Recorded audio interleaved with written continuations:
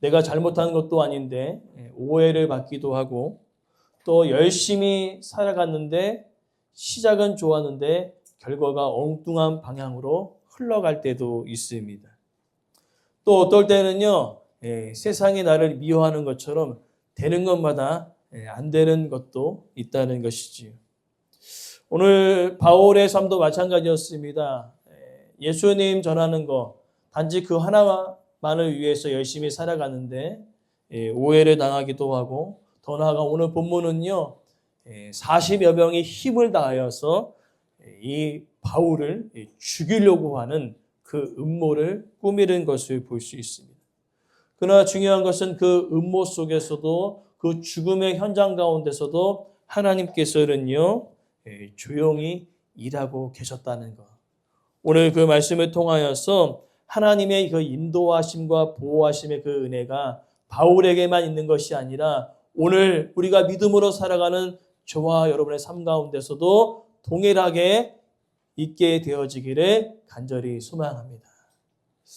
먼저 우리가 살펴보자면요. 첫 번째로는요. 하나님은 악한 계획보다 먼저 일하시는 분이심을 믿어야 될 줄 믿습니다. 바울이 전날에 유대인들의 그 소동으로 인하여서요. 천부장의 지시에 따라 바울은 로마 감옥에 갇히게 되어집니다. 눈으로 보는 그 현실은요. 감옥에 갇혔어요. 복음을 전했습니다. 근데 복음을 전하는데 돌아온 결과가 뭐예요? 감옥에 갇혔다는 것이죠. 우리가 겉으로 볼 때는요. 바울이 너무나 안타깝습니다. 복음을 전한 거예요. 예수 그리스도를 전한 것입니다. 그러나 그 눈앞에 닫혀진 현실은요. 감옥에 갇혀버린 상황이었다는 겁니다. 그러나 중요한 것은요. 그 감옥에 갇힌 그 현실 속에 보이지 않는 하나님의 인도하심과 보호하심의 은혜가 있었다는 것이죠. 특별히 오늘 본문 우리가 12절에 보니까요.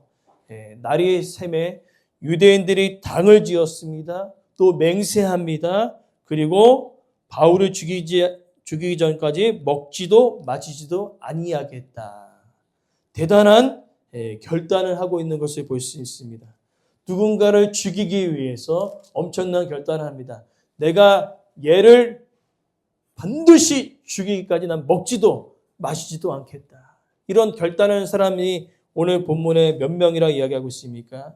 40여 명이라고 기록되어 있습니다. 한 사람을 죽이기 위해 40명이 하나가 되었습니다. 뭔가 선한 일을 위해 하나가 된 것이 아니라 누군가를 죽이기 위해 하나가 되었다는 것이지. 그리고 맹세하면서 구체적인 계획을 잡습니다. 어떻게 잡습니까? 이제 지금 현재는요. 산헤드린 그 공의회, 유대인들의 산헤드린 최고의 의결기관에서 바울이 논쟁을 벌이다가 이제 소동으로 인하여서 로마인들이, 로마 군인들이 주둔하는 감옥에 갇힌 상황입니다. 그리고 나서 그들이 어떻게 하냐면은 다시 한번 이 바울을 청해서 우리가 바울의 문제를 좀 논의해 보자 하면서 천부장에게 요구하는 것입니다. 바울을 로마 감옥에서 어디로요? 유대인 산헤드린 공회로 옮겼으면 좋겠습니다. 그리고 무슨 음모를 꾸밉니까? 그 오는 과정 가운데 매복을 해서 바울을 죽이려고 했다는 것이지. 치밀한 계획입니다. 우리가 조선시대나 고려시대나 여러 가지 역사를 보면요. 암살단이 있지 않습니까? 누군가를 죽이기 위해서. 아주 치밀하게 그 사람을 죽이기 위해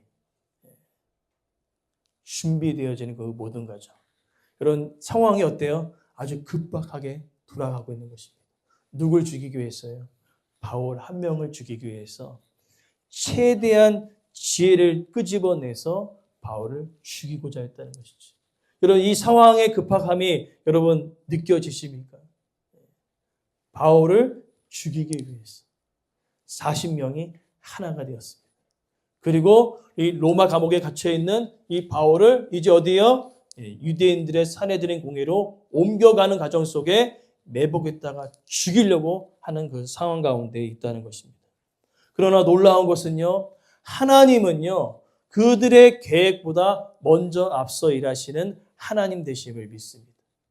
오늘 본문에 보니까요, 이제 그 철두철미한 그 계획 속에 그 계획을 누군가 알게 하셨다는 것이.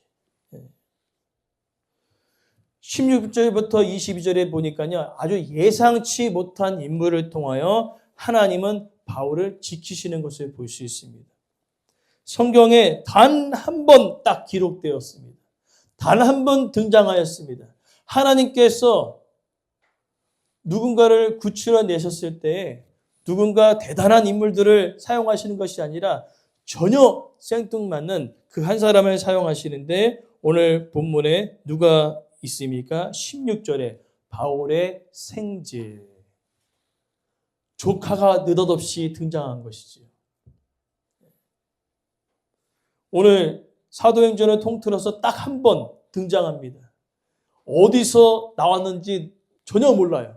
근데 하나님은 그 조카를 사용하시는데 여기 생질이라는 뜻은 뭐냐면은 누이의 아들이라는 뜻이죠. 그러니까 누나의 아들일 수도 있고 여동생의 아들일 수 있는데 정확한 거는 뭐냐면은 하나님께서 그 이름 없는 이 조카를 사용하시는데 더 놀라운 사실은 뭡니까? 그들이 아주 암암리에 조용히 암살 계획을 세웠습니다. 근데 하나님은요, 그 모든 암살 계획을 조카가 듣게 하셨다는 거죠. 이 사건을 통해서 여러분 알 수 있는 것은 뭡니까? 하나님이 일하고 계시다는 거죠.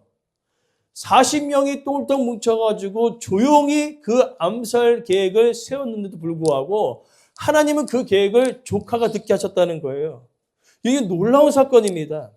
하나님이 바울을 사랑하고 계셨음을 이 본문에서 드러나게 되는 거죠. 40명이 아주 철두철미하게 얼마나 조용히 움직이겠습니까? 근데 그 소리를 바울의 조카가 듣게 하시는 거죠.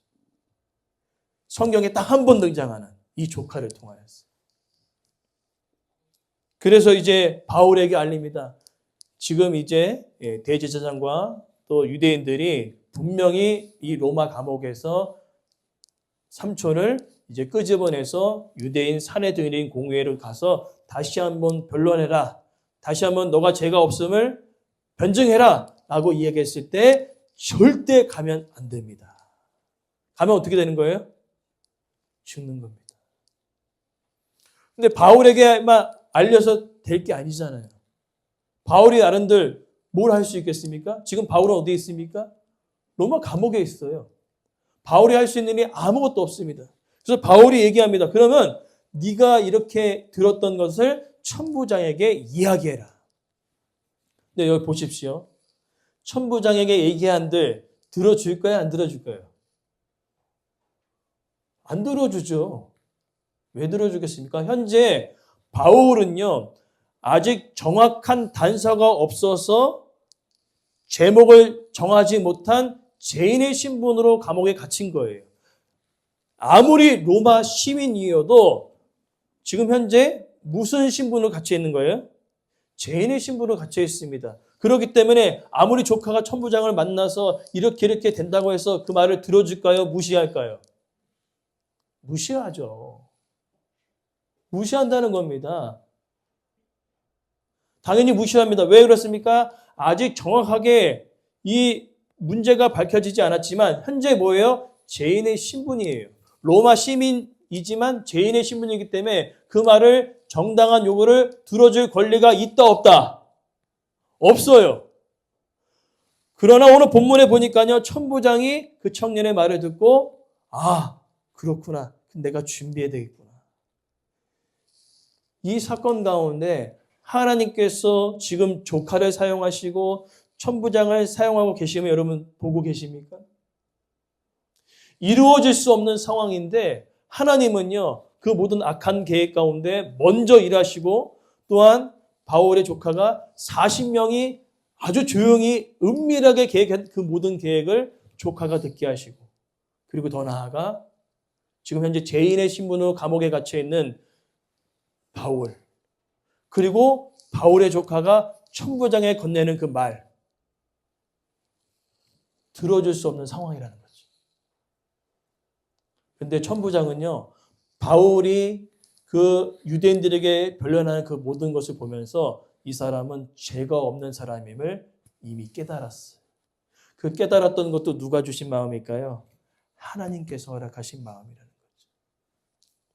오늘 우리가 살면서 오늘 바울의 인생뿐만 아니라 우리의 인생도 될 수 있습니다. 단지 우리가 믿음을 지키는데 오해를 당하기도 하고 때로는 누군가 나를 그저 모함하려고 하는 그 상황 가운데 여러분들이 놓일 때도 있어요. 여러분, 우리가 직장 생활하고 사회생활할 때 얼마나 그런 많은 일을 경험합니까? 오해하고 모함해서 무너뜨리는 그 모든 상황들을 우리는 날마다 세상 가운데 보곤 합니다. 뉴스를 통해서 접해요.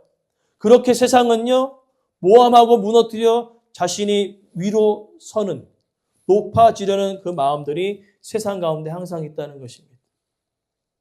그러한 사람들이. 근데 오늘 본문에 보니까요, 천부장은 그렇지 않았다는 겁니다. 그 바울의 조카의 말을 들어줍니다.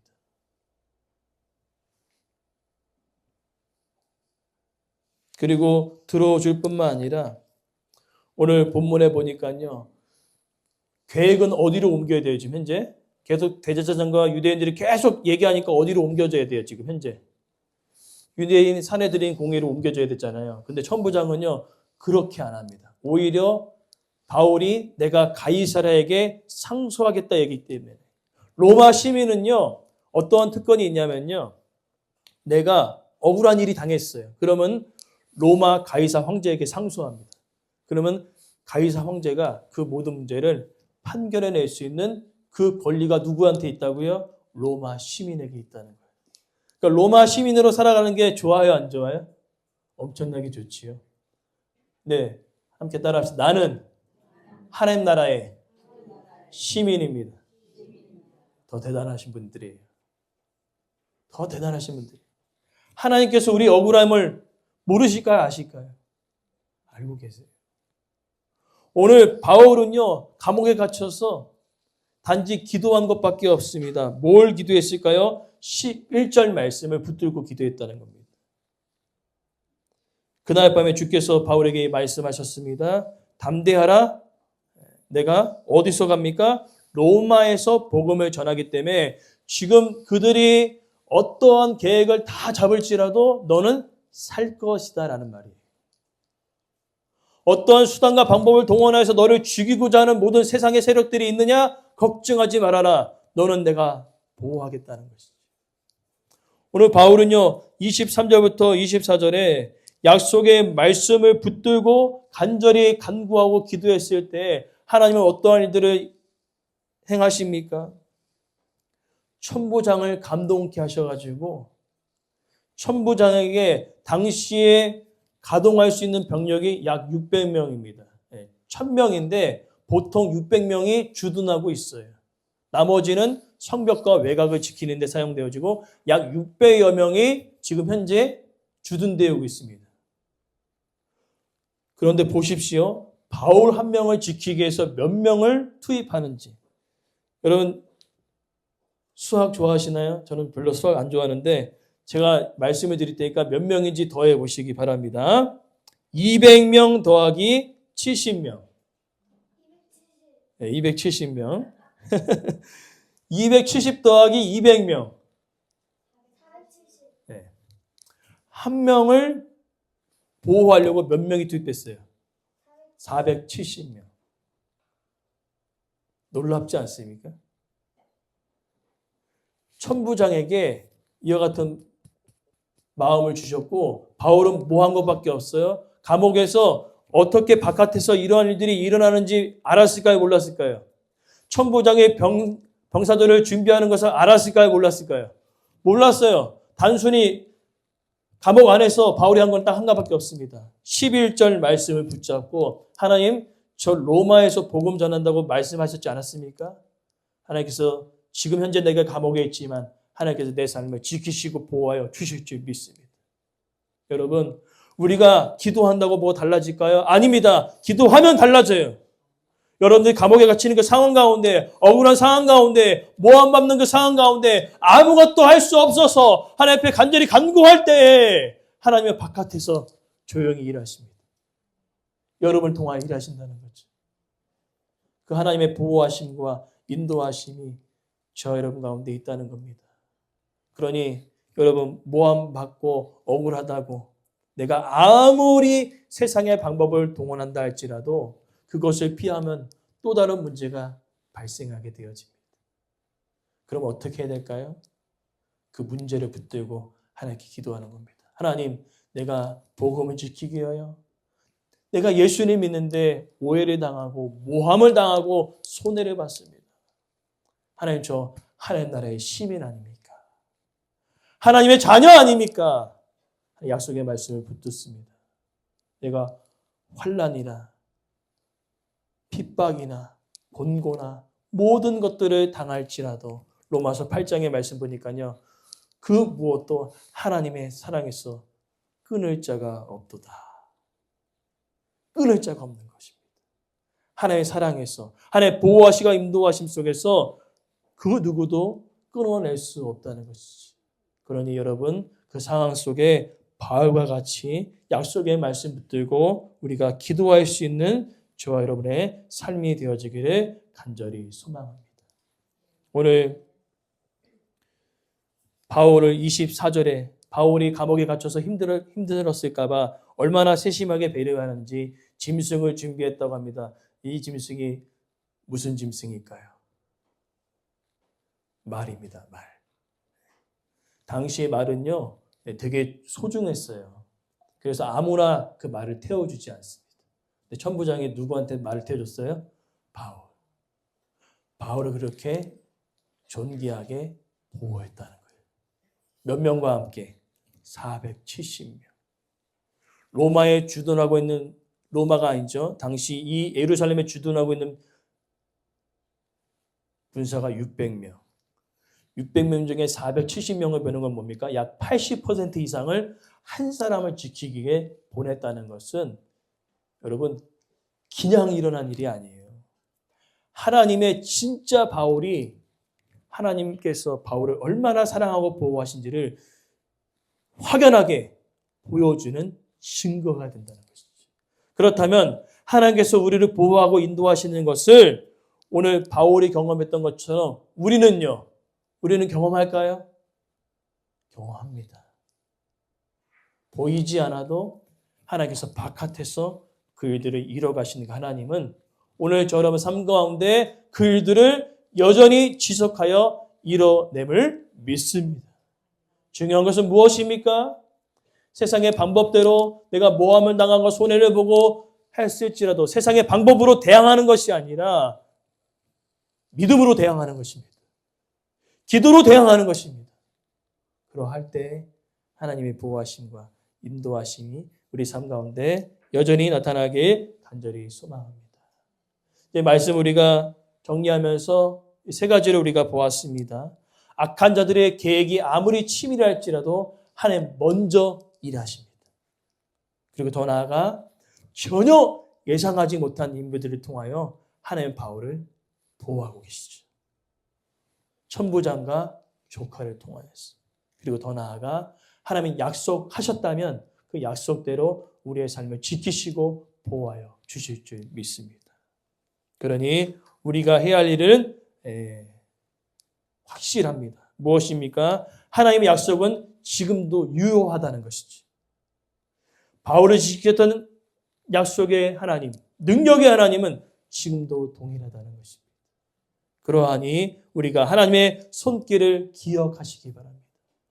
현재 내 눈에 보여지는 것은 어디입니까? 감옥이죠. 그러면 여러분 생각해 보십시오. 바울이 이 유대인의 폭동을 피해서 믿는 자의 집에 거하였다면 죽었을까요? 살았을까요? 죽었어요. 감옥이 가장 안전한 곳이었습니다. 그리고 더 나아가 하나님께서 아브라함에게 복을 허락하여 주셨죠. 자손들이 번성하겠다. 번성하려면요, 나라가 안정되어지고 가장 안전한 곳이어야 백성들이 번성할 수 있습니다. 당시에 가장 안전한 곳이 어디일까요? 최강대국인 이집트, 애굽이었습니다. 이스라엘 백성들이 보기에는 내가 노예이기 때문에 이것은 가장 안전한 곳이 아닌 것처럼 느껴져요. 그러나 하나님께서는요, 그곳이 가장 안전한 곳입니다. 다른 모든 나라들이 침범에 들어올 수 없는 가장 안전한 곳에서 하나님 그들을 보호하고 인도하셨다는 것이죠. 여러분, 하나님 보호와 인도하심이 때로는 이럴 수 있어요. 내가 생각했던 그 방법과 다를 때가 있습니다. 하나님 보호하시는데 감옥인 거예요. 하나님 보호하시는데 때로는 광야예요. 그러나 기억하십시오. 강화여도 감옥이어도 그곳에 하나님이 계신다면 가장 안전한 곳임을 믿으시기를 바랍니다.